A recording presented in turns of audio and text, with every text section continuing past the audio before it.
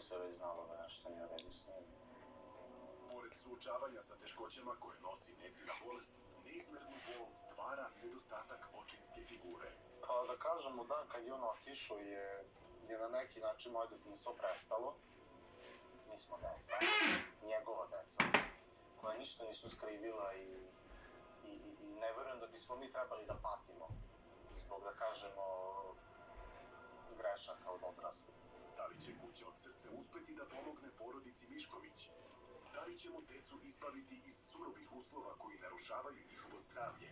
Ili je svaka nada o boljem životu odavno porušena? Dan danas imam onaj što ja kažem, malu mrvicu u tunelu, što vidim onako sveta, pa nisam zdrav, to mi je, ne zdrav, mislim, kako toliko da mi pomogu, samo da bude normalno. Opa! Ja hoću mene ozdravi. Ja hoću da Nemanja ozdravi.